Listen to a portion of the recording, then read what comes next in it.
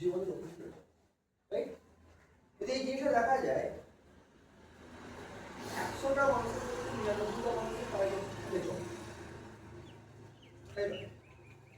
যখন আমি এই স্মার্টফোন সিস্টেমটাতে আসেনি তখন আমার লাইফে টার্গেট ছিল পড়াশোনা করতে হবে, প্রচুর নাম্বার তুলতে হবে, যে কোনো ভালো ইন্টারভিউ দিয়ে যে কোনো একটা জায়গায় 10, 12, 15, 16 এরকম স্যালারি একটা জব করতে, রাইট? কিন্তু এই ট্রেনিং আসার পর এই স্মার্টগুলোতে অ্যাডমিশন হওয়ার পর আমার মাইন্ড অটোমেটিক্যালি জব থেকে কনভার্ট কিসে হয়ে যায়, জব থেকে কনভার্ট হয়ে যায় বিজনেস।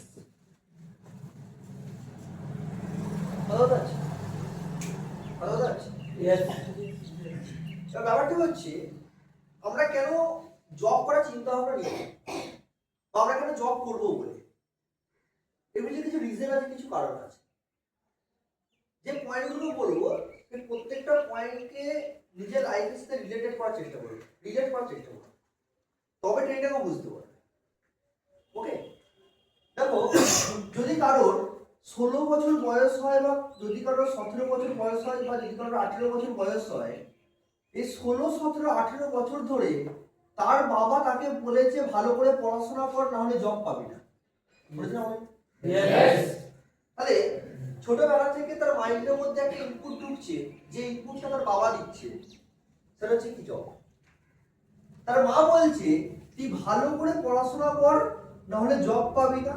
তার প্রাইভেট টিচার বলছে তুই ভালো করে পড়াশোনা কর, না হলে জব পাবি না। তার স্কুল টিচার বলছে তুই ভালো করে পড়াশোনা কর, না হলে জব পাবি না। তার যত রিলেটিভ আছে তারা বলছে ভালো করে পড়াশোনা করলে জব পাবি না। তার কাকা, জ্যাঠা, দাদা তারা বলছে ভালো করে পড়াশোনা করলে জব পাবি না। তাহলে কারোর 16 বছর বয়স, কারোর 17, কারোর 18 বছর ধরে মাথার মধ্যে ইনপুট কি ঢুকে এসছে, জব। তাহলে আউটপুট কি বেরোবে, জব। আউটপুট কি বেরোবে, জব। কোনো বাচ্চা ছেলে দুধ খেয়েছে, কিসের গন্ধ, দুধে। কোনো ব্যক্তি মদ খেয়েছে, কিসের গন্ধ,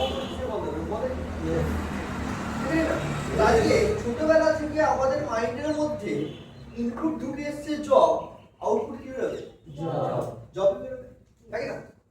এই প্রসঙ্গে একটা ছোট্ট গল্প মাথায় এলো, বলি গল্পটা। দেখবে সার্কাস করে হাতি থাকে,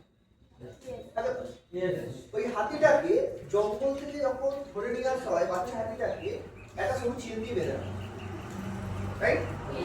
ওই হাতিটা চেনটা করে সেই চেনটা ছিঁড়ে পালানো, কিন্তু চেনটা ছিঁড়ে পালাতে পারে না, কারণ ওই হাতিটার পাটা এখনো পর্যন্ত অতটা শক্ত হয় না যে চেনটা ছিঁড়ে পালিয়ে যাবে। কিন্তু হাতিটা বড় হয়ে যাওয়ার পরও ওই সরু চেনটা দিয়ে বাঁধা থাকে তো।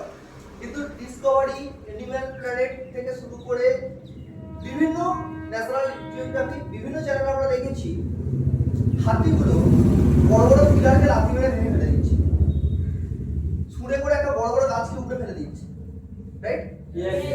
কিন্তু ওই সার্কাস টিমের কাছে ওই বড় হাতিটা একটা সরু চেন দিয়ে বাঁধা আছে একটাই কারণে, তার ছোটবেলাকার মাইন্ডের মধ্যে ইনপুট ঢুকেছে ওই চেনটা ছিঁড়ে পালানো আমার পক্ষে পসিবল, ঠিক আছে না?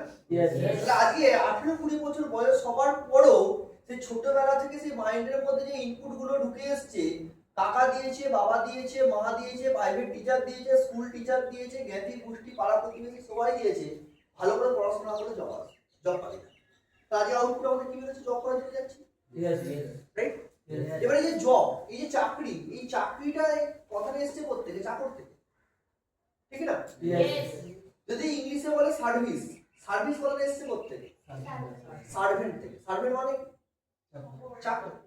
হিন্দিতে নকরি, নকরি বলে এসছে প্রত্যেকে নকর থেকে, মানে কি চাকর, রাইট? তো আজকে আমরা মাধ্যমিক দিচ্ছি, আজকে আমরা উচ্চ মাধ্যমিক দিচ্ছি, আজকে আমরা কলেজ পড়ছি, গ্র্যাজুয়েশন কমপ্লিট করতে যাচ্ছি, ভবিষ্যতে কি হওয়ার জন্য ভেবে দেখো নিজেদের। চাকরি করবো মানে কি চাকর হোক, ঠিক আছে না?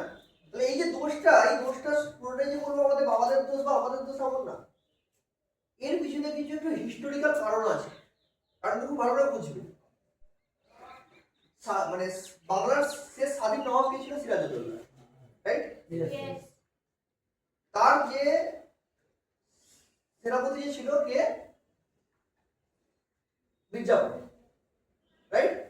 ঘসিটি বেগম, মির্জাফর, ইতিহাসের বইয়ের কথা বললে পেয়ে যাবি নামগুলোকে, যারা ইংরেজদের সাথে ষড়যন্ত্র করে ভারতকে কাঁধে তুলে দিয়েছিল ইংরেজদের হাতে। তাহলে তারপর থেকে আমাদের ভারতবর্ষ 190 থেকে 200 বছর পরাধীন ছিল। কত বছর? 200 বছর পরাধীন ছিল। যে পয়েন্টটা আমাদের ঢুকছি খুব ভালো করে মাইন্ডের মধ্যে ঢোকা। একটা মানুষ জীবনে রোজগার করতে শুরু করে মিনিমাম 20 বছর বয়স থেকে। সে যদি চাকরি বাকরি যা কিছু করবে না কেন, সে জীবনের রিটায়ারমেন্টে 60 বছর বয়সে। তাহলে 20 থেকে 60 মানে হচ্ছে 40টা বছর একটা মানুষ কাজ করে, রাইট? তাহলে ধরলাম সেই টাইমে আমার দাদু 40 বছর কাজ করেছে, তার বাবা 40 বছর কাজ করেছে, তার বাবা 40 বছর কাজ করেছে, তার বাবা 40 বছর কাজ করেছে, তার বাবা 40 বছর কাজ করে। সাপোজ ধরলাম 5টা জেনারেশন কত বছর কাজ করেছে? 40 বছর করে কাজ করেছে। তাহলে 5 4 কত? কত বছর? 200 বছর। 200 বছর। তো আমরা প্রত্যেকে ভারতীয়। তাহলে আজকে আমরা স্বাধীন। আমার বাবা মারা স্বাধীনতা দেখেনি, বাট একটু হিসাব করে দেখবে আমার দাদুরা যারা ছিল তারা স্বাধীনতার আগে জন্মেছে, রাইট? সেই জায়গায় দাঁড়িয়ে 5টা জেনারেশন ইংরেজদের যুদ্ধ বারিশ করেছে। তাহলে আমাদের মানে আমাদের পূর্বপুরুষের রক্তের মধ্যে একটা জিনিস ঢুকে গেছে, সেটা হচ্ছে ইংরেজদের আন্ডারে গোলামি করা। আজকে আমরা কারোর আন্ডারে গোলাম হওয়ার জন্য দৌড়াচ্ছি। আমাদের 14 আমাদের পূর্বপুরুষরা ইংরেজদের গোলামি করেছে, আমরা ব্যাংকে গিয়ে ব্যাংকের গোলাম হচ্ছি, রেলে গিয়ে রেলের গোলাম হচ্ছি, ঠিক না? কোনো কারখানায় গিয়ে সেই কারখানা ফ্যাক্টরিটা গোলাম হচ্ছি, ঠিক আছে? তাহলে কোন একটা মানে ফ্যামিলি যেখানে 5টা জেনারেশন 40 বছর ধরে ইংরেজদের আন্ডারে গোলামি করতে করতে গোলাম হয়ে গেছে, আর সেখান থেকে দাঁড়িয়ে তাদের রক্তের মধ্যে একটা জিনিস ঢুকে গেছে কি, কারোর আন্ডারে কাজ করতে হবে, গোলাম হতে হবে। 200 বছর তারা ইংরেজদের আন্ডারে গোলামি করেছে, তাদের রক্তের গোলামিটা মিশে গেছে। আজকে তারা বলছে আমার ছেলে কি করতে হবে? চাকরি করতে হবে, তাই না? আজকে 200 বছর ইংরেজরা ভারতবর্ষের পরাধীন রেখেছিল।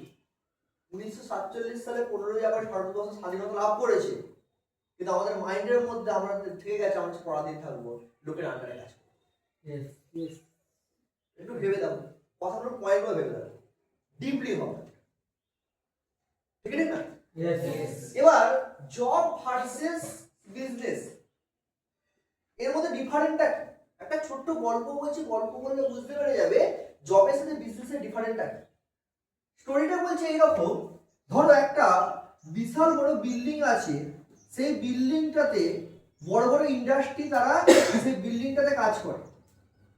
সাপোজ ধরলাম এই বিল্ডিং এর কোনো একটা রুমে একটা নতুন এমপ্লয়ি সে কাজে ঢুকেছে, তার মান্থলি স্যালারি কত টাকা? কে মানে 10,000 টাকা, এবং শুধু এ নয়, এর মতো প্রচুর লোক এই বিল্ডিংটাতে তারা চাকরি করে। যখন দুপুরবেলা 1:30 বাজে লাঞ্চ টাইমটা শুরু হয়, তারা বিল্ডিং থেকে নিচে নেমে আসে। এইখানে একটা লোক সে একটা ঠেলা গাড়িতে সে চপ, সিঙ্গাড়া, পুরুলি, স্যান্ডউইচ এই সমস্ত জিনিসগুলো বিক্রি করে এবং খুব সুস্বাদু রান্না করে। এই জিনিসগুলো এদের ভালো লাগে। এরা যখন টিফিন টাইম হয়, টিফিন টাইমে উপর থেকে নিচে নেমে এসে সেই সমস্ত জিনিসগুলো খাওয়া দাওয়া করে, তারপর টিফিন টাইম মিটে গেলে আবার যে যার কাজে বসে। কথা হচ্ছে এইরকম ভাবে 10টা বছর এই ইন্ডাস্ট্রিতে ব্যক্তিটা কাজ করেছে। 10 বছরে কাজ করতে করতে ভালো কাজ করার জন্য প্রমোশন হতে হতে একদম সে টপ ফ্লোরে 10 তলার মাথায় সে চাকরিটা প্রমোশন হয়ে গেছে। এই 10 বছরে তার ডেভেলপমেন্ট কি হয়েছে? যখন সে প্রথম আসতো একটা নর্মাল জামা প্যান্ট পরে চলে আসতো, পরবর্তীকালে যখন সে বড় অফিসার হয়েছে সে স্যুট বুট টাইটা লাগিয়ে আসে অফিসে। যখন 10 বছর আগে কাজ করতে ঢুকেছিল তার স্যালারি ছিল 10,000 টাকা, কাজের প্রমোশন পেয়ে পেয়ে তার স্যালারি হয়েছে 1 লাখ, 1 লক্ষ টাকা। কথা আছে? এবং এই 10 বছরে যদি এই লোকটার ডেভেলপমেন্ট এই জায়গায় দাঁড়িয়ে থাকে, তাহলে এরও কিছু না কিছু পরিবর্তন এসেছে। 10 বছর আগে এ ঠেলা গাড়ি করে চপ, সিঙ্গারা, ফুলুরি, তেলে ভাজা এগুলো বিক্রি করতো। 10 বছর বাদে এই বিল্ডিং এর নিচে একটা ঘরকে ভাড়া নিয়ে একটা দোকান ঘর করেছে, যেখানে একটা সাইনবোর্ড লাগিয়েছে, দুটো টেবিল লাগিয়েছে, দুটো টেবিলে চারটে 8টা চেয়ার বসিয়েছে, বুঝতে পারছি? দুটো 3টে কাজের লোক রেখেছে, মানে একটা রেস্টুরেন্ট টাইপের দোকান তৈরি করেছে। সেই রেস্টুরেন্ট টাইপের দোকানটা চালিয়ে এই লোকটা রোজগার করছে।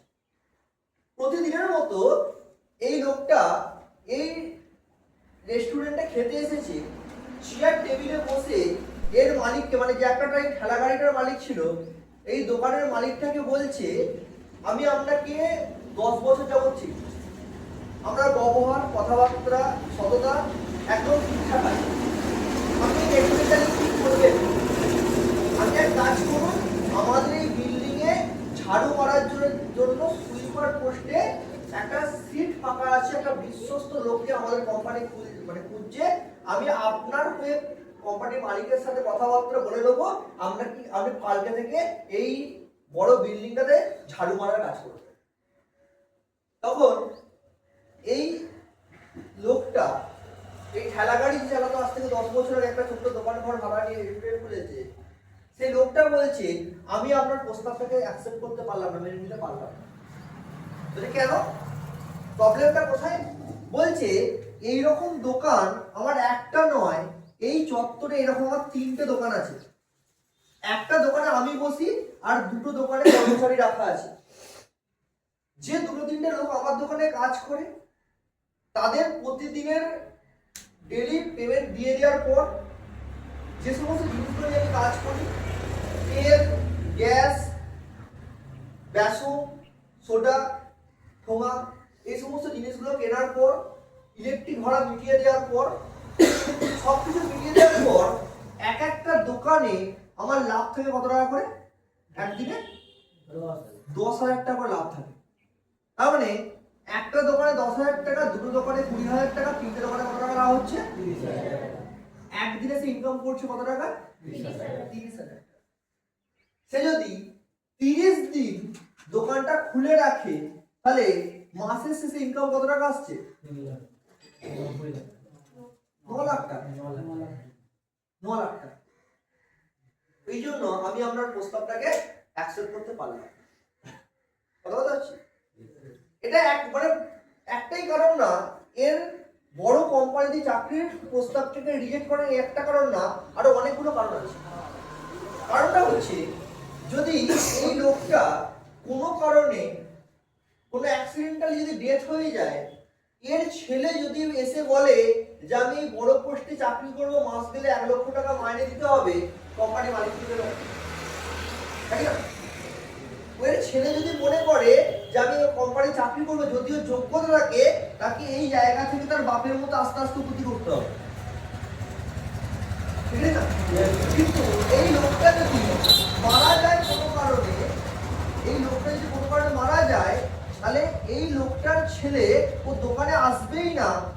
সন্ধ্যে 7টার সময় এই দোকানটাতে, 8টার সময় এই দোকানটাতে, সন্ধ্যে 9টার সময় এই দোকানটাতে আসবে, যা টাকাটা লাভ হলে হিসেবপত্র গুটিয়ে নিয়ে বেরিয়ে চলে যাবে। মানে স্ট্রাকচার তৈরি করে রেখে দিয়েছে বাপ, ছেলে সেই স্ট্রাকচারটাকে ধরে রাখে। আজকে ইন্ডিয়াতে একজন টপ বিজনেসম্যান, যার নাম মুকেশ আম্বানি, রাইট? এই বিজনেস তার হাত দিয়ে তৈরি বিজনেস নয়। এই বিজনেসটা শুরু করে গিয়েছিল ধীরুভাই হিমাচল আম্বানি। সেই মানুষটি এক্সপার্ট হওয়ার পর তার বিজনেসটা 2 ছেলের মধ্যে ভাগ হয়ে যায়, এক হচ্ছে অনিল আম্বানি, আর হচ্ছে মুকেশ আম্বানি, তাই না? মানে চাকরিজীবী মানুষকে আবার জিরো থেকে স্টার্ট করতে হয়, আর কোনো বিজনেসম্যানকে তার বাবা যতটা করে গেছে তারপর থেকে স্টার্ট করে, ঠিক আছে না? আজকে রতন টাটা আজ থেকে 1 বছর 2-3 মাস আগে এক্সপায়ার করে গেছে, মারা গেছে। তার হাত ধরে টাটা গোষ্ঠী শুরু হয়নি, টাটা গোষ্ঠী শুরুয়াত হয়েছিল জামশেদজি টাটার হাত দিয়ে। সে বিজনেসটা করার পর যখন সে পৃথিবী ছেড়ে বেরিয়ে চলে গেল, তারপর টাটা গোষ্ঠীর কর্ণধার রতন টাটা। রতন টাটা যে পৃথিবী ছেড়ে বেরিয়ে চলে গেছে, তারপরের যে উত্তরাধিকার আছে তাকে জিরো থেকে শুরু করতে হয়নি, রতন টাটা যতটা পর্যন্ত রেখে গেছে তারপর থেকে কিন্তু সেই মানুষটা কিন্তু শুরু করেছে। এটাই হচ্ছে জবের সাথে বিজনেসের মেইন ডিফারেন্স। কথা বলতে কিন্তু আরো ডিফারেন্ট আছে। আজকে এই লোকটা যদি বাড়িতে কোনো একটা প্রবলেম হয়ে গেছে বা বাড়িতে কোনো একটা অনুষ্ঠান বাড়ি আছে, যদি এর ছুটি দরকার থাকে তাহলে একে কোম্পানির বসের কাছে মেল করতে হবে। বস যদি তার ছুটিটাকে স্যাংশন করে তবে সেই মানুষের ছুটি পাবে। তাহলে তার যতই প্রবলেম থাকুক না কেন তাকে ডিউটিতে জয়েন করতে হবে। কিন্তু এর বিজনেসটা যতই ছোট হোক না কেন এর মধ্যে একটা স্বাধীনতা আছে। ও যদি মনে করে আমি দোকান খুলবো তাহলে খুলবো, যদি মনে করে আমি দোকানটা খুলবো না তো আমি দোকানটা খুলবো না, ঠিক না? তাহলে বিজনেসের মধ্যে আছে স্বাধীনতা, কিন্তু জবের মধ্যে সেই স্বাধীনতা নেই, কারোর আন্ডারে গোলামি করাটা আছে। বুঝতে পারছি? আজকে সোসাইটিতে আমরা পৃথিবীতে জন্মেছি, আমরা বড় হচ্ছি কারোর আন্ডারে গোলামি করার জন্য নয়, আমরা গোটা পৃথিবীতে রাজ করার জন্য, তাই না? আজকে রাজ করতে গেলে চাকরি করতে গেলে রাজটা করতে পারবো, তাহলে একটা বিজনেস করতে হবে। সেদিন আমার মাইন্ডটা জব থেকে পুরো ডিটাচ হয়ে গিয়ে আমি কি সিদ্ধান্ত নিলাম? বিজনেস। বুঝতে পারছি? জ্যাক মা বলে একজন ওয়ার্ল্ড ফেমাস ব্যক্তি আছে, সে খুব সুন্দর একটা কথা বলেছে। বলছে একটা বাঁদরের সামনে, মানকির সামনে যদি $1000 আর এক ছড়া মানে এক ডজন কলা রেখে দেওয়া হয়, বাঁদর কোনটাকে তুলবে? এই বাঁদরটা জানে না $1000 গাড়ি কলা কেনা যায়। তাদের যার কাছে জব মানে বিটুইন বিজনেস, জবের সাথে বিজনেসের এই জায়গাটার ডিফারেন্স যার কাছে ক্লিয়ার নেই, তাকে যদি জব আর বিজনেস অফার করা হয় সেটা জবটাকে তুলবে, ঠিক না? সে জানে না একটা বিজনেস কয়েক লক্ষ জব তৈরি করতে পারে, কিন্তু একটা জব কোনো বিজনেস সেক্টর তৈরি করতে পারে না। আজকে আমরা হরিপালে দাঁড়িয়ে আছি। আজ থেকে 12-14 বছর আগে সিঙ্গুরের নন্দীগ্রামে রতন টাটা ন্যানোবাড়ি কারখানা করতে এসেছিল। আমাদের রাজ্যের মুখ্যমন্ত্রী লাঠি সোনা নিয়ে গিয়ে ঝামেলা করে কারখানা বন্ধ করে দেয়। বাট সেদিন দাঁড়িয়ে যদি ওই জায়গায় টাটা গাড়ির ফ্যাক্টরিটা তৈরি হতো, তাহলে আজকে হরিপাল থাকতো না, কলকাতা মতো একটা বড় জায়গা তৈরি হয়ে যেত। তার মানে একটা ব্যবসার সেক্টর বন্ধ হয়ে যাওয়া মানে প্রচুর মানুষের কর্মসংস্থান হারিয়ে যাওয়া। সেই জায়গায় কয়েক লক্ষ মানুষ চাকরি করতো, বেকারত্ব বুঝে যেত, বেকারত্ব কমে যেত। কথা বলতে পারছি? তাহলে একটা জব একটা মানুষকে বিজনেস দিতে পারে না, কিন্তু একটা বিজনেস প্রচুর মানুষকে কর্মসংস্থান দিতে পারে। এবার ব্যাপারটা হচ্ছে বিজনেস দুখানা ভাগ আছে। বিজনেসকে যদি এগোতে হয় দুখানা ভাগ আছে। আমি ডিসিশন নিলাম বিজনেস করবো, যখন বিজনেস করি আমি বাড়ি গিয়ে বলছি বিজনেস করবো, তখন বলছে তোকে এতদূর পড়াশোনা করাচ্ছি, আমরা ছোটবেলা থেকে তোকে ভালো চাকরি করবি এরকম ভাবে তৈরি করছি, তুই তোর মাথায় কি এমন ভূত ঢোকালো স্মার্ট ভ্যালু যেখানে তুই জব ছেড়ে যে বিজনেস করবো বলছিস? বিজনেস জানিস বিজনেস করতে গেলে কত টাকা লাগে, রাইট? আমরা আগে তো জানতাম বিজনেস করতে গেলে জায়গা কিনতে হবে, সেখানে বড় বিল্ডিং বানাতে হবে, সেখানে ডেকোরেটিং করতে হবে, কাঁচামাল নিয়ে এসে সেই দোকান সাজাতে হবে, মানুষ কাস্টমার যদি আসে তবে বিক্রি হবে, পয়সা আসবে, যদি না আসে তাহলে দোকানে পরে নষ্ট হয়ে যাবে, লস হয়ে যাবে। এটাই বলে সাধারণ লোক। এই বিজনেসে স্মার্ট বিজনেসে আসার আগে এটাই আমরা জেনে এসেছিলাম। সিস্টেম এসে দেখলাম বিজনেস দু ধরনের হয়, একটা হচ্ছে ট্র্যাডিশনাল বিজনেস,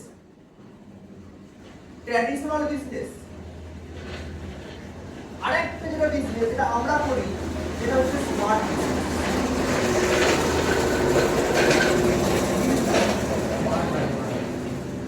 এটা বুঝতে হবে, এটা বুঝতে হবে। ট্র্যাডিশনাল বিজনেস কি?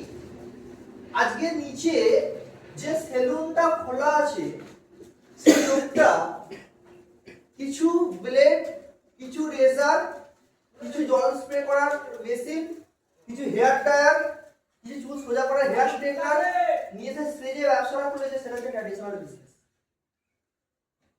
নিচে যে মুদিখানা দোকানটা খোলা আছে সে চাল, ডাল, তেল, নুন, হলুদ গুঁড়ো, লঙ্কা গুঁড়ো, জিরে গুঁড়ো, ধনে গুঁড়ো নিয়ে সে যে ব্যবসাটা খুলেছে সে হচ্ছে ট্র্যাডিশনাল বিজনেস করছে। পাশে যে মিষ্টির দোকানটা আছে, সন্দেশ, বোঁদে, মিহিদানা, যে মিষ্টান্নগুলো তৈরি করে বিক্রি করছে, সেল করছে, সেই লোকটা ট্র্যাডিশনাল বিজনেস করছে। কথা বলতে পারছি? এবার বলছি আমরা এখান থেকে বড় টাকার বিজনেস করতে এসেছি। আচ্ছা একটা কথা বলো, আমরা কি সাজিয়ে বসে আছি? আইটি স্মার্ট সাজিয়ে বসে আছে? স্মার্ট কমার্স সাজিয়ে বসে আছে? মুনি সাজিয়ে বসে আছে? প্রোটিন পাউডার সাজিয়ে বসে আছে? জমিতে দেওয়ার অ্যাগ্রোলাইজার, অ্যাগ্রোভেরা, স্মার্ট কবচ, অ্যাগ্রো বুস্টার সাজিয়ে বসে আছে? বিউটি কেয়ারের ফেসিয়াল কিট, মেকআপ কিট এগুলো সাজিয়ে বসে আছে? তাহলে এই বিজনেসটার সাথে এই বিজনেসটা ডিফারেন্ট হচ্ছে, এই বিজনেসে কয়েক লক্ষ লক্ষ টাকা ইনভেস্ট করতে হয়। এই যে বিজনেসটা হয়, এই বিজনেসটা সম্পূর্ণ নিড ক্যাপিটাল বিজনেস। কেউ বলতে পারে কেন আমি যেখানে ভর্তির সময় আমি 12,500 টাকা খরচা করেছি, একদম রাইট। তুই 12,500 টাকা খরচা করেছিস, ইনভেস্ট নয়। আজ এই খরচাটা তুমি যদি আজকে এপিএল না করতে, তুমি যদি সিঙ্গুর সিএমসি কম্পিউটার সেন্টারে কার্ড বলা আমাকে বলা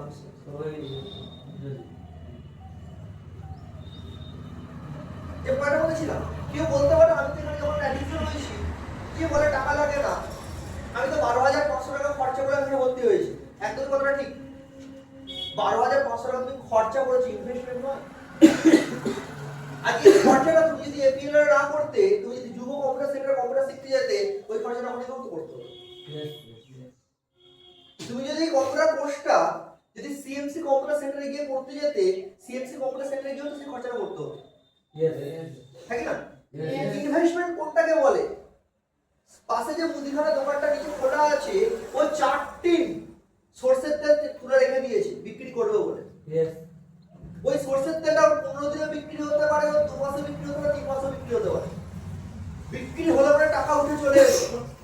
সরষের তেলের দাম কমে গেলে পরে ওকে কম দামে বাটা ছেড়ে দিতে হলো। সরষের তেলের দাম বেড়ে গেলে পরে স্টক করা আমার বিক্রি করলে সে বেশি প্রফিট হতে পারলো। আর সরষের তেলের দাম ইঁদুরে ফুটো করে দিয়ে চলে গেলে, সরষের তেল গোটা দোকানে ছড়িয়ে গেলে পরে লস হয়ে গেল। আদৌ ওটা বিক্রি হবে, লাভ হবে না লস হবে নিজেও জানে। ওই যে টাকাটা দিয়ে 4 টিন বড় টিন সরষের তেল কিনে তুলে রেখে দিয়েছে, ওটা হচ্ছে ইনভেস্টমেন্ট। বাট এটা কিন্তু ইনভেস্টমেন্ট, এটা হচ্ছে খরচা। বুঝতে পারছি? এখানে কোনো দোকান ঘর ভাড়া নিতে হয় না, আর স্মার্ট বিজনেস চোখে দেখতে পাওয়া যায় না, তাই না? সাপোজ ধরলাম এই রুমটাতে আজকে ট্রেডিং হচ্ছে, এই রুমটা সাপোজ ধরলাম ভাড়া হচ্ছে 1,000 টাকা, রাইট? এই ট্রেডিংটা পাওয়ার পর সবই ট্রেডিং করে গেছে, আমি কিছু কথাবার্তা বলছি। এই ট্রেডিংটা পাওয়ার পর প্রত্যেকটা অ্যাসোসিয়েট এই সপ্তাহে 2টো করে ডিডি তুললো, 2টো করে ডিডি তুলে একটা ডিডি সে তার লেফট সাইডে দিল, আর একটা ডিডি সে তার রাইট সাইডে দিল। সে এদিক থেকে 1,000 টাকা, এদিক থেকে 1,000 টাকা, 2,000 টাকা সে ইনকাম করলো। যদি এখানে 20টা ছেলে মেয়ে বসে থাকে, 20টা ছেলে মেয়ে যদি 2টো করে ডিডি দেয়, তাহলে সে 40টা ডিডি তৈরি হলো,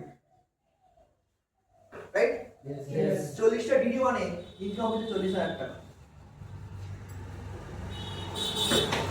ঘর মালিকের এখানে ট্রেডিং হচ্ছে, এই রুমটার যে মালিক, রুমটার মালিকের এই রুমটাতে ট্রেডিং হচ্ছে। এই ট্রেডিং এর মধ্যে কি থট নিয়ে ডিসকাশন হচ্ছে সে জানে না। এমন থট নিয়ে ডিসকাশন হচ্ছে যে থট কোনো থটের সাথে মেলে না, সেই জায়গাতে মানুষকে ইমপ্রুভমেন্ট করে তাদের নিজেদের রোজগারের একটা জায়গাকে কনফার্ম করা হচ্ছে, যেখানে প্রচুর টাকা সে স্মার্ট বিজনেসের মাধ্যমে রোজগারটা করতে পারছে। এবং এই স্মার্ট বিজনেস যে ইন্ডাস্ট্রিতে করতে এসেছি, সেই ইন্ডাস্ট্রির নাম কি? সেই ইন্ডাস্ট্রির নাম হচ্ছে স্মার্ট ভ্যালু। ওকে, যে জায়গায় ব্যবসা করবো, সেই ইন্ডাস্ট্রিটা যেখান থেকে আমরা স্মার্ট বিজনেস করবো, সেই ইন্ডাস্ট্রির নাম কি? Smart value, right? এবার তুমি যখন মার্কেটে কাজ করতে যাবে, একটা জিনিস খুব ভালো করে দেখে নেবে, তোমার এলাকায় প্রচুর মানুষ স্মার্ট ভ্যালু করেছে, ঠিক না? যখন আমি ফার্স্ট স্মার্ট ভ্যালু করতে এসেছিলাম, প্রথমে করতে যাই, প্রথমে বুঝতে না পারলে করবো কি করে? যখন বুঝতে পারলাম না করতে হবে, না করলে হবে না, না করলে আমি নিজের ক্যারিয়ার শেষ করে ফেলছি, যখন করতে গেলাম দেখছি আমি বাদে অনেক সময় যেন স্মার্ট ভ্যালু কথা বলছি। তাদের একটাই বক্তব্য, স্মার্ট ভ্যালু করে বাইরে বলতে এমনি হয়ে করতো না, ঠিক না? তাদের একটাই বক্তব্য, স্মার্ট ভ্যালু উঠে যাবে, বা অনেকে আবার ভাবে কি স্মার্ট ভ্যালু উঠে গেছে। হ্যাঁ, ঠিকই বলেছে। ওরা উঠে যাবে কথাটা নেগেটিভলি ভাবে বলে, আমরা সেই কথাটাকে পজিটিভলি ভাবে নিই।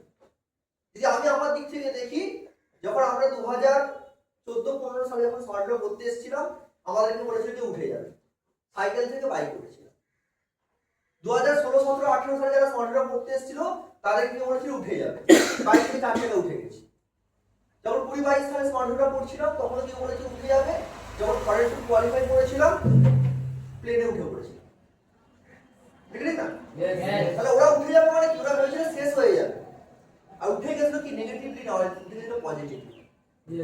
যখন স্মার্ট ভ্যালু শুরু হয়েছিল 2001 সালে 26 জানুয়ারি এপিজে আব্দুল কালামের হাত ধরে, তখন কেউ বলেছিল উঠে যাবে। তখন একটা হেড অফিস ছিল হায়দ্রাবাদে, এখন দুটো হেড অফিস, একটা নিউ দিল্লি, একটা নয়ডা। 2000 সালে বলেছিল স্মার্ট ভ্যালু উঠে যাবে, তখন একটা সিঙ্গেল কম্পিউটার সেন্টার ছিল না, সবকিছু ওয়েবসাইটের মাধ্যমে পড়াশোনা হতো, আইডি পাসওয়ার্ডের মাধ্যমে। আজকে অল ওভার ইন্ডিয়া 1,500 সেন্টার আছে, তখন 8টা-10টা প্রোডাক্ট নিয়ে কাজ হতো, অ্যালোভেরা, সাবান, মনি, জামা প্যান্টের ছিট, এগুলোকে নিয়ে কাজ হতো। আজকে ডেটা দাঁড়িয়ে smart value 450 plus value for money product আছে, বুঝতে পারবেন? তাহলে আজকে জিরো থেকে হিরো হয়ে গেছে সিস্টেমটা, তাই না? যারা সিস্টেমটা ছেড়ে যায়নি, যারা সিস্টেমটাতে দাঁতের দাঁত চেপে লড়াইটা করেছিল, তারা আজকে নন অ্যাচিভার থেকে অ্যাচিভার হয়ে গেছে। তাহলে আজকে এই স্মার্ট ভ্যালুটা করতে গিয়ে লোকে কেন খারাপ কথাটা বলে, বা লোকে কেন বলে হবে না, উঠে যাবে, তার প্রথম কারণ হচ্ছে এই পৃথিবীর বুকে এমন সিঙ্গেল কোনো প্ল্যাটফর্ম নেই যেখানে 100% সফলতা আছে। আম জনতা হয়, আম সাকসেস হয়। ক্রিকেটের ব্যাট নিয়ে সবাই যায় মাঠে ক্রিকেট খেলতে, ইন্ডিয়ান ক্রিকেট টিমে চান্স পায় কেন? বাকি লোক খেলবে। মাধ্যমিক পরীক্ষা তো অনেক সবাই দেয়, সবাই তো পাস করতে পারে না, কিছু লোক করতে পারে।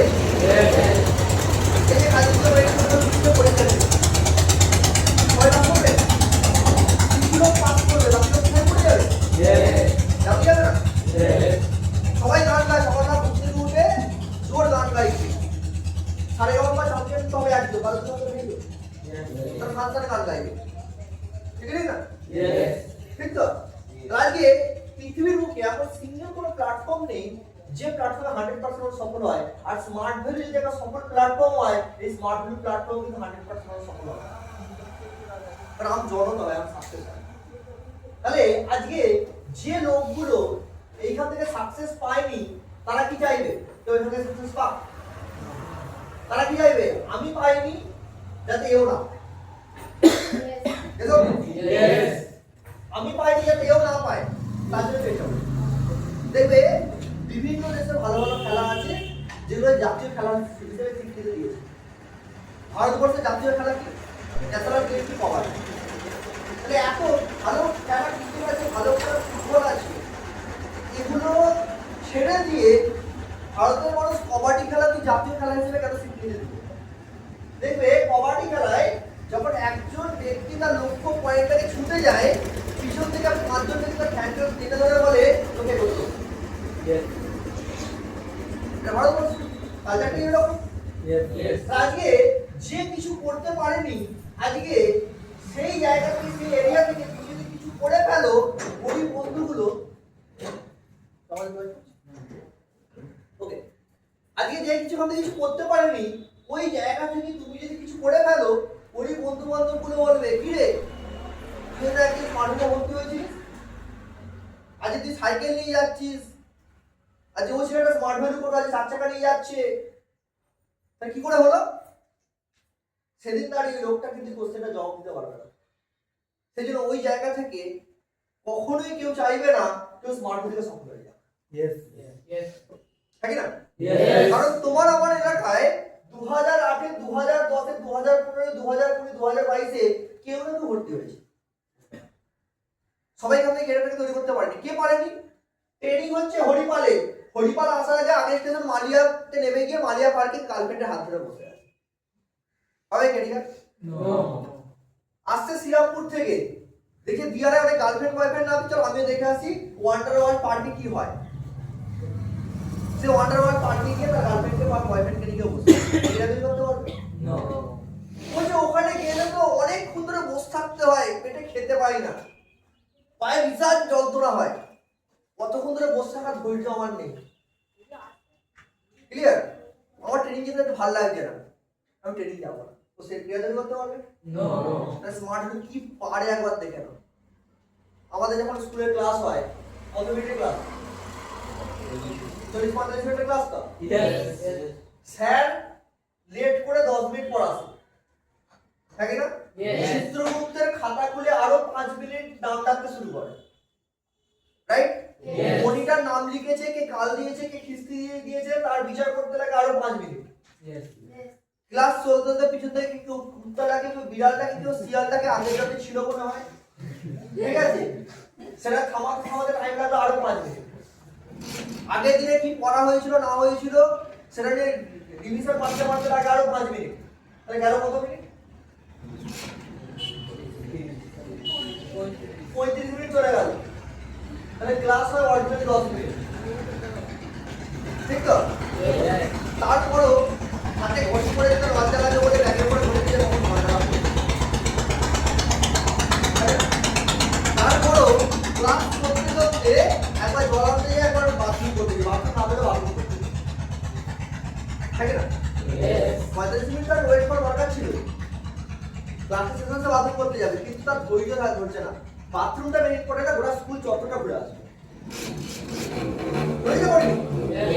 আজকে যে ছেলেটাকে অরিজিনালি 10 মিনিট বসিয়ে রাখতে পারে না, আজ স্মার্ট ভ্যালু ট্রেনিং সিস্টেম 12টা থেকে 4টে পর্যন্ত চুপ করে বসে রেখে দিয়েছে। তার ক্ষমতা আছে না স্মার্ট ভ্যালু? বিশাল ক্ষমতা।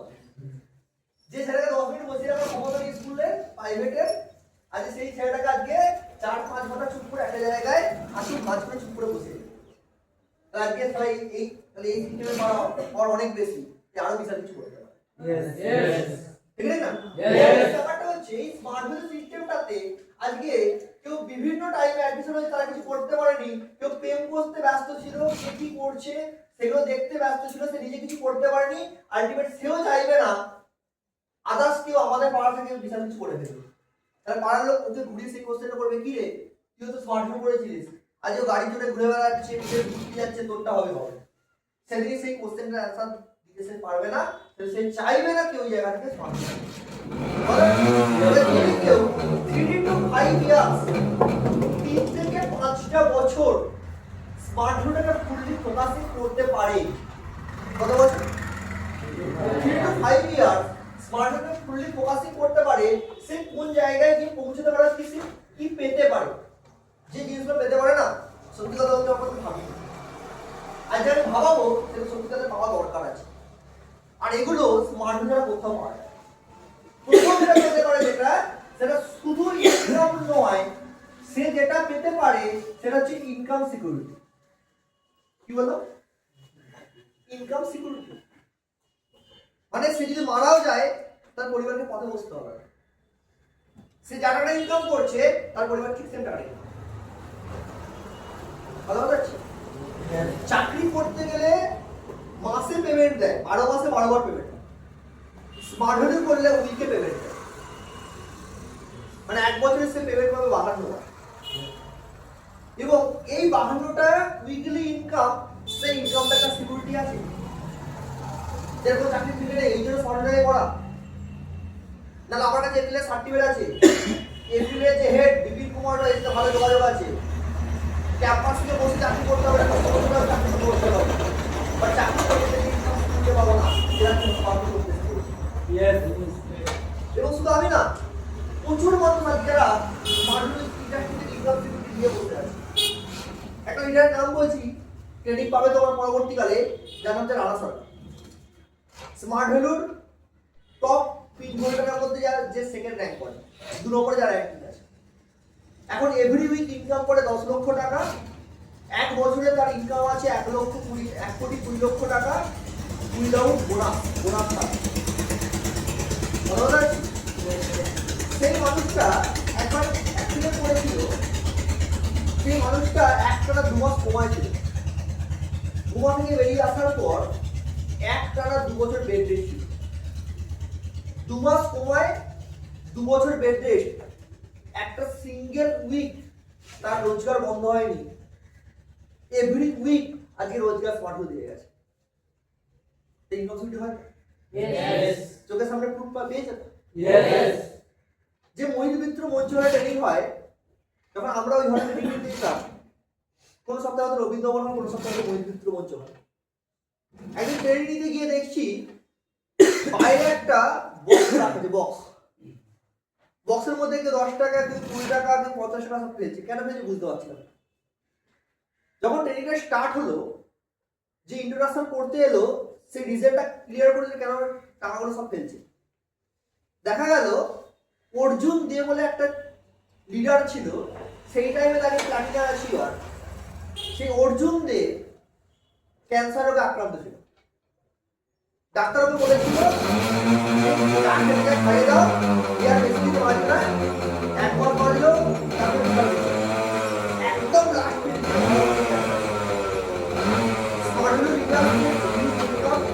তার পরিবারের ইনকাম সিকিউরিটি কাজে নামার পর মডেলে নামার পরে এই ইনকামটা পাচ্ছিল। তার ট্রিটমেন্টটা হয়েছিল ভালো জায়গায়, যেখান থেকে বাঁচিয়ে রেখেছিল 6 বছর। বুঝতে পারছি? যখন একদম কন্ডিশন খারাপ, আর তাকে বাঁচানো পসিবল হচ্ছে না, প্রচুর টাকা খরচা হয়ে যাচ্ছে, তখন অ্যাসোসিয়েটেডকে রিকোয়েস্ট করেছিল যদি কেউ এই লিডারটাকে বাঁচানোর জন্য ডোনেট করতে চায়, ডোনেট করতে হবে। গ্যারেজ ভাড়াটাও পকেটে রেখে দিয়ে, যে টাকাটা পকেটে ছিল ওখানে বাক্সে দিয়ে চলে যায়। 2 মাস বাদে যখন আবার ট্রেনিং নিতে গেছি, দেখছি সেদিন একটা নীরবতা পালন হলো। চড়াং করে লাগলো, কে মারা গেছে? সেই অর্জুনদে মারা গেছে। কিন্তু আজকে ডেটে দাঁড়িয়েও অর্জুনদের পরিবারকে পথে বসতে হয়নি, অর্জুনদের মাকে লোকের বাড়িতে রান্না করতে, লোকের বাড়িতে বাসন মাজা কাজ করতে দিতে হয়নি। যে টাকাটা অর্জুনদের ইনকাম করতে আছে, সেই টাকাটা ইনকাম করছে অর্জুনদের পরিবার। আজকে স্মার্টফোন করতে আসা ওই 8, 10, 12, 15 টাকা ইনকামের জন্য নয়। আজকে স্মার্টফোন করতে আসা ইনকাম সিকিউরিটি মিন্স হচ্ছে ফ্যামিলি সিকিউরিটি। ভালো যাচ্ছি? স্মার্টফোন ছাড়া অন্য কোনো জায়গায় পাওয়া যায় না।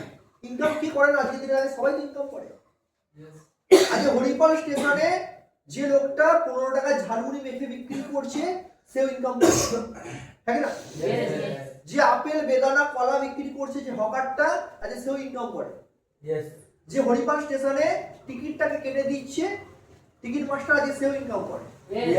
হরিপাল স্টেশনে যে ঝাঁট মারছে, ঝাঁট দিচ্ছে, আজকে সেও ইনকাম করে। আর হরিপাল স্টেশনে কেউ বসে বসে ফোন ঘাটছে, কোন একটা ছিনতাই বা এসে তার ফোনটা কেড়ে নিয়ে ছুটে পালিয়ে গেল, সে ফোন চুরি চামারি করে ইনকাম করে। রাত কেটে যে লোকটা প্লেট দিয়ে লোকের মানি পকেটটা কেটে মানি ব্যাগটা বের করে দিচ্ছে, ওই পকেট মারটা ইনকাম করে। তাহলে এতগুলো লোকের নাম বললাম। কেউ রেলের সরকারি চাকরি করছে, আজকে কেউ বসে কলা বেদানা আপেল বিক্রি করছে, কেউ ঝালমুড়ি বিক্রি করছে, কেউ ঝাড়ু মারছে, কেউ পকেট মারছে, কেউ মোবাইল চুরি করছে। কোন লোকটা ইনকাম সিকিউরিটি আছে? সরকারি চাকরি করার মানে সরকারি চাকরি করা ব্যক্তি থেকে শুরু করে চোর, বদমাস, ছিনতাইবাজ, এমনকি হকার পর্যন্ত, বিজনেসম্যান পর্যন্ত, একটা সিঙ্গেল পার্সন ইনকাম সিকিউরিটি আছে? আজ স্মার্ট ইনকাম সিকিউরিটি আছে। এটা ইউটিউবে একটা ট্রেডিং আছে, মৌহা কাঞ্জিলারেটিভ একটা রেকগনিশন প্রোগ্রাম হচ্ছে। যে ব্যক্তিটা বিশ্বনাথ ভৌমিককে স্টেজে ওয়েলকাম করছিল, সেই ব্যক্তির নাম হচ্ছে রাজা। হুইজ রাজা? রাজা হচ্ছে মৌহা কাঞ্জিলারের নিজের ভাই। এবছর যে দুর্গাপূজা গেল, এর আগের বছর দুর্গাপুজোর সপ্তমী বা অষ্টমীর দিন হার্ট অ্যাটাক করে মারা গেছে। কথা বলতে পারছি? তার বাড়িতে তার ওয়াইফ আছে, তার বাচ্চা কাচ্চা, ছেলে মেয়ে আছে, পুরো পরিবারের কথা বসতে হয়। স্মার্ট ভ্যালুতে থাকাকালীন যে টাকাটা ইনকাম করতো, সেই টাকাটা আজ ওর পরিবার ইনকাম করছে। কথা বলতে পারছি? স্মার্ট ভ্যালু করা মানে ফ্যামিলিকে সেফটি সিকিউরিটি ইনকামের দিক থেকে। কথা বলছি? সেকেন্ড যেটা আসছে, স্মার্ট ভ্যালুটা করতে আসলে এটা আলাদা কোনো প্ল্যাটফর্ম পাবো না। সেকেন্ড যেটা আসছে সেটা হচ্ছে ড্রিম ফুলফিল। এগুলো ভাবতে বাড়িতে কি যদি স্মার্ট না বলি, আমরা কোন জায়গা থেকে আসবে, কোন এজে দাঁড়িয়ে? সেই এজটা হচ্ছে গ্রিন এজ। গ্রিন এজ মানে কি? 16 থেকে 26। কেউ বলে 18 থেকে 28, বিশাল ভাইটাল এজ। পৃথিবীর বুকে যত সফল ব্যক্তি জন্মেছে তারা এই এজটাতে জন্মেছে। ওই জন্য নরেন্দ্র মোদী প্রাইম মিনিস্টার হওয়ার পর একটা খুব সুন্দর কথা বলেছিল, 18 বছর বয়সের মানুষের জীবন থেকে যদি 5টা বছর কেড়ে নেওয়া হয় তার পুরো জীবনটা বরবাদ হয়ে যায়। কিন্তু একটা 60-65 বছর বয়সের মানুষের একটা জীবন থেকে 5টা বছর কেড়ে নিলে কিছু যায় আসে না। কারণ একটা মানুষ আজকে 60-65 বছর বাঁচেই না, হ্যাঁ না? একটা 18 বছর বয়সের মানুষ যদি 5টা বছর কেড়ে নেওয়া হয় তার জীবনে কিছু করতে পারবে না। এবার দেখো আজকে এই এজটাতে আমরা স্মার্টফোন পেয়েছি, ঠিক না? কারো বয়স 15 বছর, কারো বয়স 16 বছর, কারো বয়স 17 বছর, কারো বয়স 18 বছর, যে টাইমে আমরা শুরু বড় হতে হবে, তাই না? আজকে কারো বয়স 16 বছর, তাকে আপনি বছর বয়স কত? 20 বছর। যদি ম্যাক্সিমাম 5টা বছর দেয় তার বয়স কত হবে? 21 বছর। 19 বছর থেকে 21 বছর একটা ছেলে কি করে? First year, second year, third ইয়ারে পড়াশোনা করে, চারটে দিয়ে ঘুরে বেড়ায়, ক্লাবে গিয়ে ক্যারাম খেলে, বাজারে বসে তাস খেলে।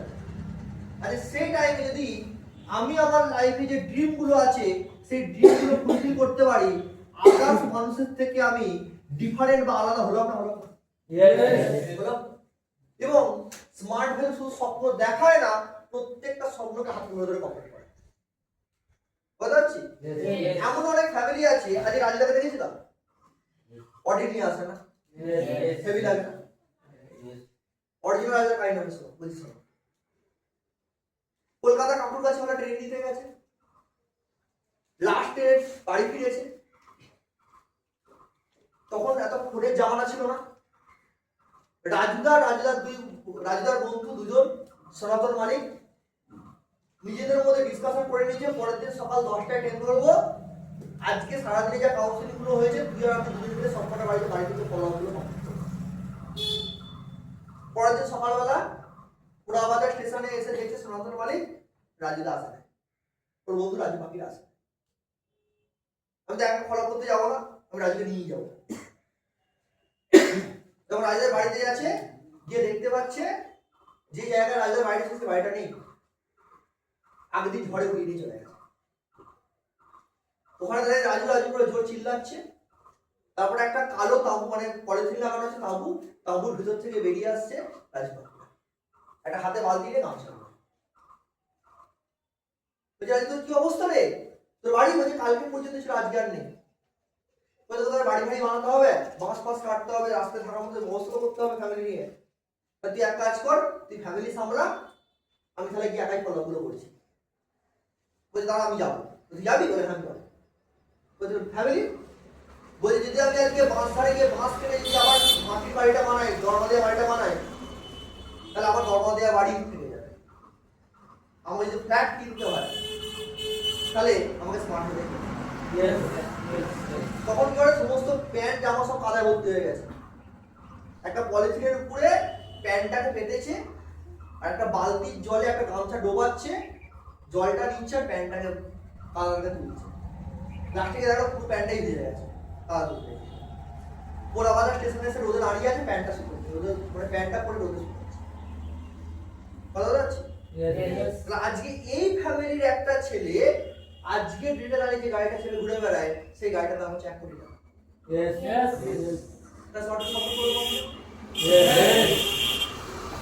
সাহেবদার বায়োগ্রাফিটা খুলে দেখবে, যে বাড়িটাকে দেখাচ্ছে সেটা হচ্ছে সাহেবদার বাবার বাড়ি। যে বাড়িটা হচ্ছে খোলার চাল, টালির চাল, মাটির চাল, ঝড়টা এলে পরে মুখটা ভরভর করে, যদি এই ঝড়ই বোধ হয় বাড়িটা উড়িয়ে নিয়ে চলে যাবে, চাও করে পড়ে যাবে। আচ্ছা সে যে গাড়িটা যাবে সেই গাড়িটার দাম হচ্ছে 15 লাখ টাকা। তাহলে এইখানকার বসে থাকে অ্যাসোসিয়েটকে স্মার্টফোন দেখাচ্ছে না, সে যদি স্মার্টফোনের সাথে থাকতে পারে, স্মার্টফোন যদি বিলিভ করতে পারে, একটা একটা করে তার জীবনের স্বপ্নগুলোকে পূরণ করতে পারবে গ্রিন এজে লাগে। বুড়ো পয়সা বোঝাচ্ছি? সোসাইটিতে গাড়ি চাপে 3টে ক্যাটাগরি। এক, ডক্টর, জীবনে কাঁচা টাকা চুরি নিয়ে জীবনে অ্যাচিভমেন্ট গেলে অলরেডি 800। বোঝাচ্ছি? গাড়ি যাবে আরেকটা ক্যাটাগরি, যেটা হচ্ছে কোনো বিজনেসম্যান, ইন্ডাস্ট্রিয়ালিস্ট, বাপের ব্যবসা সে সামলাচ্ছে, ও গাড়ি যাবে। আরেকটা খেটে খাওয়া গরিব ফ্যামিলির ছেলে মেয়ে, কারোর বাবা মাঠে দিনমজুরের কাজ করে, কারোর বাবা কোনো কারখানার শ্রমিক, কারোর বাবা কোনো একটা ছোট মুদিখানা দোকানে কাজ করে, কাপড়ের দোকানে কাজ করে, ফুলের দোকানে কাজ করে, স্টেশনারি দোকানে কাজ করে, কারোর বাবা ঝুড়িতে কিছু শাকসবজি মাছ নিয়ে লোকের বাড়ি বাড়ি বিক্রি করতে যায়। আজ সেই পরিবারের ছিল স্মার্ট থেকে গাড়ি কিনতে হবে। ক্লিয়ার? এটা একদম কম এজে, এবং যারা সব থেকে যারা বেশি গাড়ি যাবে দেখতে হয় রাস্তাঘাটে ঘুরলে পরে ডাক্তার বেশি গাড়ি যাবে। বুঝতে পারবেন কি করে? আগে দেখবে ডাক্তারের সিম্বল ছিল একটা লাল রঙের প্লাস চিহ্ন দিয়ে। এখন ডাক্তারের সিম্বলটা পরিবর্তন হয়েছে, চেঞ্জ হয়েছে, একটা উপর দিকে তীর মারা আছে, সাপের মতো দুই থেকে গুটিয়ে গুটিয়ে একটা জিনিস উঠছে, যাকে আমরা ডাক্তারের সিম্বল বলি। ওই ডাক্তারটা গাড়িটা কিনতে গিয়ে কত বছর দিয়েছে জানো? শুনে মাথা খারাপ হয়ে যাবে। তার এক চুল দিতে হয় না। বুঝতে পারছি? যেমন মাধ্যমিক যখন ওই ডাক্তারটা দিয়েছিল তখন তার বয়স ছিল কত বছর? 16 বছর। ভালো রেজাল্ট করার পর সে সায়েন্স নিয়ে পড়েছিল, এইচএস দিয়েছিল আরো 2 বছর। জয়েন্ট এন্ট্রান্স পরীক্ষার জন্য প্রিপারেশন নিয়েছিল, কেউ 1 বছর প্রিপারেশন নেয়, কেউ 2 বছর প্রিপারেশন নেয়, কেউ 3 বছর প্রিপারেশন নেওয়ার পর জয়েন্টে ভালো র্যাঙ্ক করে। তারপর সেই ডাক্তারটা এমবিবিএস পড়তে যায়। কত বছর? 5.5 বছর। খরচা শুনলে মাথা খারাপ হয়ে যাবে। ওই মাধ্যমিকে পরীক্ষার রেজাল্ট বেরোনোর সময় বলে না যে আমি ছায়া প্রকাশনীর বই পড়ে মাধ্যমিকে ফার্স্ট হয়েছি, আমার বাবা রিক্সা টানে, আমি বড় হয়ে ডাক্তার হতে যাই, বাপের 2টো কিডনি খুলে বিক্রি করতে ডাক্তার হতে পারবে না। 2টো কিডনির দাম হবে 5 লাখ 10 লাখ টাকা, আর এমবিবিএস ডিগ্রিটা কমপ্লিট করতে গেলে খরচা হচ্ছে 45 লাখ টাকা। ওই জন্য আজকের ডেটে দাঁড়িয়ে একটা ডাক্তার কোন একটা প্রেসক্রিপশন লেখে, রোগীর রোগ বলা শেষ হয় না, ওর প্রেসক্রিপশন লেখা শেষ হয়ে যায়, ও ভিজিট নেয় 500 টাকা। ডাক্তারের কথা করতে হবে না? ইয়েস। এখানে শেষ না, এরপর তাকে পড়তে হবে এমডি 2 বছর। এরপর যদি তাকে কোনো অপারেশন করতে দেওয়া হয়, কিডনিটা খুলে ডাস্টবিনে ফেলে দিয়ে আসবে, পেটের টিউমার পেটেই থেকে যাবে। কারণ বইয়ের পড়াশোনার প্র্যাকটিক্যাল পড়াশোনার মধ্যে 2টো ডিফারেন্ট আছে। আমরা বইয়ে পড়েছিলাম কিডনিটাকে দেখতে সিমবিজের মতো, যখন পেটটা কাটে সেই সিমবিজ দেখতে পাবে না। বুঝতে পারছি? তখন এই মানুষটাকে এক্সপেরিয়েন্স তৈরি করতে হবে, মরা লোকের উপর ছুরি চালিয়ে দেখতে হবে কোথায় হার্ট আছে, কোথায় কিডনি আছে, কোথায় লাংস আছে, সেখানে লাগবে আরো 10টা বছর। তবে এই ব্যক্তির হচ্ছে পাস করা ডাক্তার। কেউ মরে গেলেও ডেথ সার্টিফিকেট দিতে পারবে। মার্কেটে অনেক হাতুড়ে ডাক্তারকে দেখতে হবে, ও রোগী দেখে কিন্তু মরে গেলেও ডেথ সার্টিফিকেট দেওয়ার পারমিশন এখনো রেজিস্ট্রেশন। ইয়েস, বুঝতে পারছি? ইয়েস। ঠিক আছে, এরপর লোক আসবে কাছে না, এরপর একে ঠিক আছে নিজের আইডেন্টিফিকেশন তৈরি করতে হবে আরো 5টা বছর। তারকেশ্বরের লোক সারাপুরে ডাক্তার দেখাতে আসছে, শ্রীরামপুরে ডাক্তার দেখাতে আসছে, আগে ওই ডাক্তারের নামটা তৈরি হয়েছে।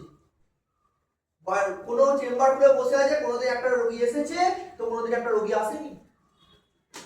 কথা না, একটা আইডেন্টিফিকেশন তৈরি করতে করতে লেগে গেল কত বছর? আরো 5টা বছর। তার কোনো বয়স কোথায় গেল?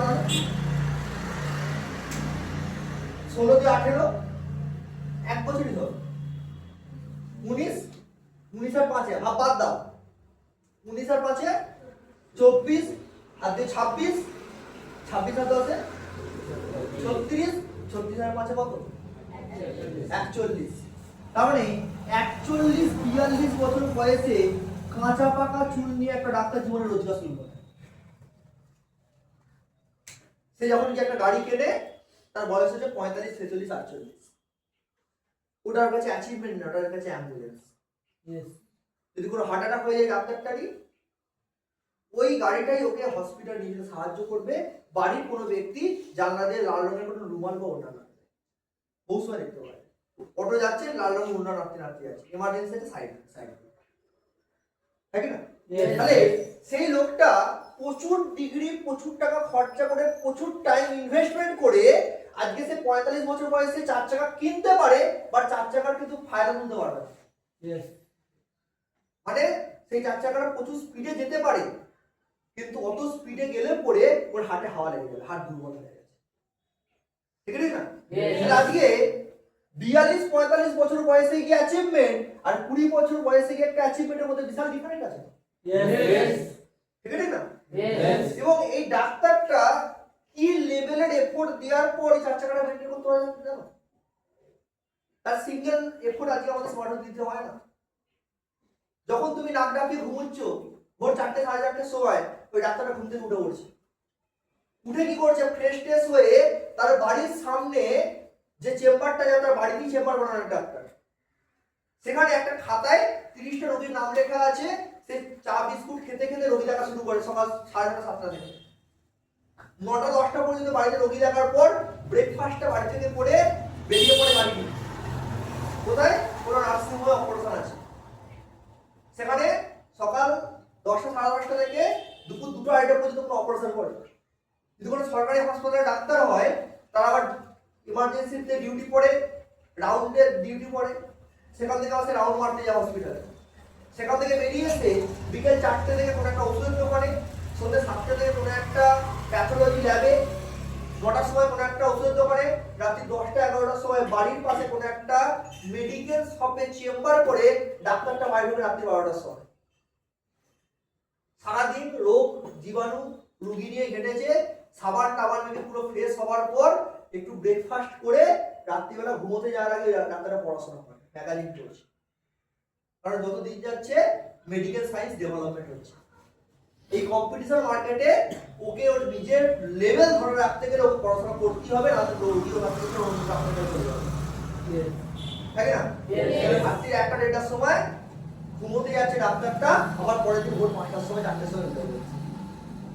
আর আমাদের হচ্ছে 9টার সময় বলে ঘুম পাচ্ছে, আবার ওরা স্বপ্ন দেখে 4 চাকা নিয়ে ভাবা যায়। স্বপ্ন বহুত, ঘুম আসে কি করে তার? স্বপ্ন যদি বড় হয় ঘুম আসবে না, ঘুম চলে যাবে। এটি আব্দুল কালাম একটা কথা বলেছিল, স্বপ্ন সেটা নয় যেটা আমরা ঘুমিয়ে দেখি, স্বপ্ন সেটা যেটা আমাদের ঘুম দেয় না।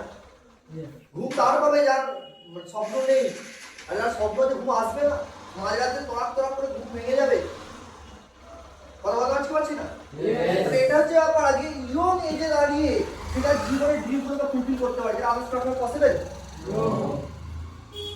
প্রাইভেট টিচার বলছে ও স্মার্ট হলে ওসব করে কিছু হবে না। তুমি দেখো প্রাইভেট টিচারের অর্ধেক বছর বয়সে একটা ছেলে স্মার্ট সিস্টেম থেকে 6 লক্ষ টাকা 8 লক্ষ টাকা গাড়ি নিয়ে ঘুরে আছে, আর প্রাইভেট টিচার ভাঙা সাইকেল প্রাইভেট পড়াতে আছে। প্রচুর লোককে স্বপ্ন দেখাচ্ছে যে পড়াশোনা করে প্রচুর নাম্বার তুলে কেরিয়ার হবে, আলটিমেট নিজে কেরিয়ার পারে টিউশন পড়াচ্ছে। ঠিক আছে? ঠিক তো? যেটা আদার্স অন্য কোনো প্ল্যাটফর্ম পাওয়া যায়, স্মার্ট হোম প্ল্যাটফর্মে পাওয়া যায়, ওই জন্য সব কিছু ছেড়ে দিয়ে আমরা স্মার্ট হোমেই করেছিলাম, অন্য কিছু করতে যাই। বলা যাচ্ছে যেটা স্মার্ট হোমে পাওয়া যায়, যেটা হচ্ছে আইডেন্টিফিকেশন।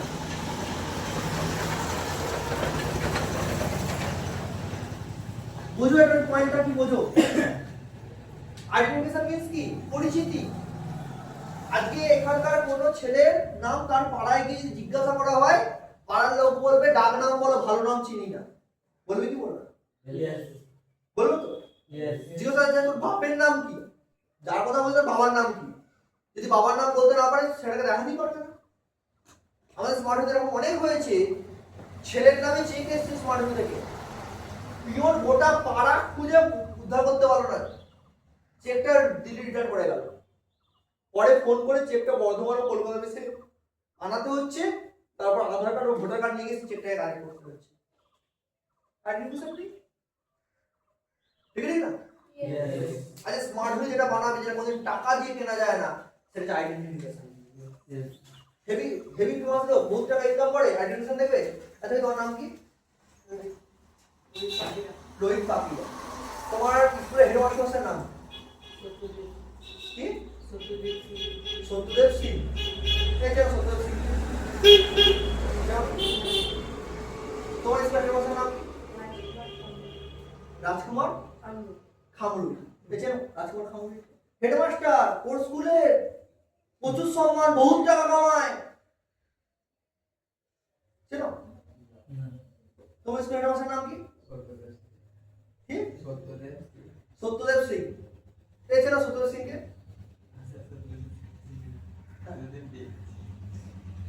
এটা এটা হচ্ছে এটা হলো আইডেন্টিফিকেশন। নেই আইডেন্টিফিকেশন। আজকে রাজু বাংলাকে তুমি না দেখো পরে রাজু নাম রানা সরকারের নাম শুনলে রাজা রানা সরকারের নাম শুনেছি। কি সত্যদেব সিং কি নাম কি শুনেনি? ঠিক না? আজকে স্মার্ট ভ্যালু যে আইডেন্টিফিকেশনটা বানাবে না, যেটা টাকা দিয়ে কেনা যায় না, যেটা আদার্স কোনো প্ল্যাটফর্ম থেকে পসিবল না। আর বিশেষ করে একটা মেয়ের তো আইডেন্টিফিকেশন থাকেই। একটা মেয়ে যখন জন্মায় তাকে বলে ওটা চমকে, রাইট? ওই মেয়েটা যখন বিয়ে হয়ে যায় তার পরিচয়টা ধরে তার হাজব্যান্ডের নাম দিয়ে, ওটা হচ্ছে অমুকের ওয়াইফ। ওই মেয়েটা যখন একটা বাচ্চা কাচ্চা হয়ে যায় কি বলে ওটা হচ্ছে অমুকের মা। যখন আরো বয়স হয়ে যায়, যখন তার নাতি নাতনি হয়ে যায়, বলে ওটা হচ্ছে অমুকের ঠাকুমা এসেছিল। তাহলে জন্ম থেকে মৃত্যু পর্যন্ত একটা মেয়ের নিজের নাম দিয়ে কোনো আইডেন্টিফিকেশন তৈরি হয় না। স্মার্ট সেই আইডেন্টিফিকেশনটা বানাবে। সেই আইডেন্টিফিকেশনটা ওটা ভারতবর্ষের মানুষ ন্যাশনাল আইডেন্টিফিকেশন। বুঝাচ্ছি এটা স্মার্ট নেক্সট যেটা আছে স্মার্টটা করলে পরে যেটা হচ্ছে ন্যাশনাল কি।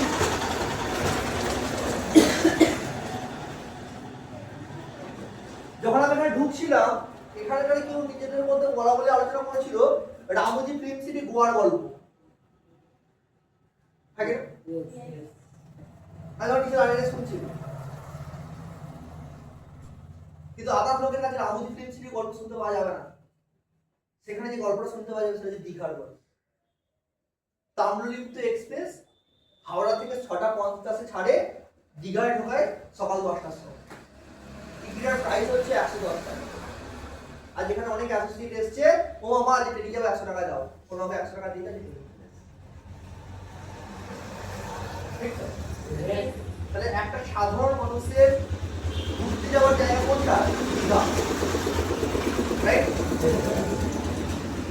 এত লোক গিজ করছে, কিন্তু সমুদ্রে ঢেউ উঠে নামে, ঠিক আছে? যখন উঠবে যে কারো ডুবি সময় দিবে কে জানিয়ে অ্যাচিভমেন্ট করেছে। স্যার উদয়পুর বিচে আমি সায়নদা, প্রসেনজিৎ, কৌশিকদা নেমেছি, তো একটুখানি ঢেউ তো খেয়ে আসি, মাইন্ডটা ফ্রেশ করে আসি। দেখছি একটা ডুবি খেয়েছি, কাজে লাগবে? কি কাজে লাগবে? একটা ক্লাসের লোক সিগারেট খায়, বিড়ি তো ছোট লোকেরা, ঠিক আছে? এবার বাদ দাও, ফেলে দাও, আবার ছেড়ে দাও, আর ঢেউ চলে চলে গেল। কথা না? আজকে ভারতবর্ষে এত ভালো ভালো জায়গা আছে যেটা লোক কোনদিন দেখার কথা ভাবতেই পারে। পৃথিবীর 7ম আশ্চর্য তাজমহল আছে ভারতবর্ষে একটা। 142 কোটি ভারতীয়র মধ্যে মাত্র 42 কোটি মানুষ, ভারতবর্ষের মানুষ, তার তাজমহল দেখেছেন ফটো, দেখেছেন সিনেমা, তার আগে দেখেন। কথা বলতো না? আজকে আমাদের 2025-এর মার্চে কোম্পানি 25 ইয়ার সেলিব্রেশন ছিল দিল্লির গুরগাঁও। সেখানে স্মার্ট ভিউ দেখিয়ে নিয়ে চলে এলো দিল্লির তাজ। হয়ে গেল? আমি তুই আমাকে শেখাচ্ছিস, আমি সব জানি। ওকে গিয়ে জিজ্ঞাসা তুমি তাজমহলকে সামনাসামনি কোনদিন দেখেছো? সব জানে। ও মাঝে মাঝে তারাপীঠে যায়, মায়ের তারা মার পায়ে পুজো দেয়, আর মদ খেয়ে মাংস খায়। এতবার পুরী গেছে, জগন্নাথ তুই আবার এসেছিস? এই তো কদিন আগে আমার এক অ্যাসোসিয়েট ছিল যে সৌভিকের কাকার ছেলে, নাম হচ্ছে শুভঙ্কর। আমাকে একবার বলছে দাদা তুমি যদি এতে যাও, পুরী যাও, আমাকে বলবে। যেখানে তুই যাবি নাকি? বলছে না, আমাকে বলে যাবে, তোমার সবকিছু ফ্রি হয়ে যাবে। বলছি কি করে? বলছে ওখানে আমার একটা পিসি থাকে। তোর বাবার বোন? বলছে না, আমার বাবার লাইফে 26-27 বার পুরী গেছে, ওখানে গিয়ে কুটুম পাতিয়ে ফেলেছে। বলছে আমাদের ধনেখালি তাঁতের শাড়ি বিখ্যাত, 2-3টে করে নিয়ে যায় আমার বাবা ভালোবেসে, আর ওই পিসি আমাদেরকে ভালোবেসে থাকতে দেয়, খেতে দেয়, 5 দিন 7 দিন থাকি, থেকে আবার চলে আসে। তুমি গেলে তোমারটা ফ্রি হয়ে যাবে। এর বাইরে যাবে না, বুঝতে পারছি? ভারতবর্ষে আর একটা লোকেশন আছে যেখানে আমাদের টিমে 25,000 কোয়ালিফাই, যেটা হচ্ছে গোয়া। গোয়া না, কিন্তু গোয়া লোকে পিটি দিতে মরে গেছে, আর গোয়া লোকে যায় ছুটি কাটায়। ক্লিয়ার? যদি ওখানে যায় না, ওকে ভিক্ষে করতে হবে। ওখানে রুমের যা রেট, ওকে ভিক্ষে করতে করতে বাড়ি আসতে হবে। হোটেলের যা রেট, ওকে 1 বছর বিনা মানে ইনকামে ওখানে বাসন মাজবে বলে তবে তার সেই টাকা শোধ হবে। ওই লেভেলে ট্যুর করা হচ্ছে স্মার্ট ভ্যালি। এর আগের বছর, এই যে দুর্গাপূজা গেলে আগের বছর দুর্গাপূজার পরেই আমাদের যে ট্যুরটা হলো, যেটা হচ্ছে কাশ্মীর। বুঝতে পারছি? মানে গড যত সৌন্দর্যগুলো কাশ্মীরের উপর ঢেলে দিয়েছে। আমি থাইল্যান্ড ঘুরে এসেছি, কাশ্মীরের মতো জায়গা কোথাও নেই। আচ্ছা, ভারতের সাথে পাকিস্তানে এত লড়াই কিসের? কাশ্মীরটা কি নিয়ে কিছু না। এখন হচ্ছে নেচারের জন্য, আর 2 নম্বর হচ্ছে কাশ্মীরের কেশর চাষ। 1 কেজি কেশরের দাম হচ্ছে 3 লাখ টাকা। ওকে, 1 গ্রাম কেশরের দাম হচ্ছে 300 টাকা, একটু। আর আমরা যেটা বিরিয়ানির হাঁড়িতে পাই, ওটা কেশর নয়, ওটা ভুট্টা গুড়ির চুল কালার করা।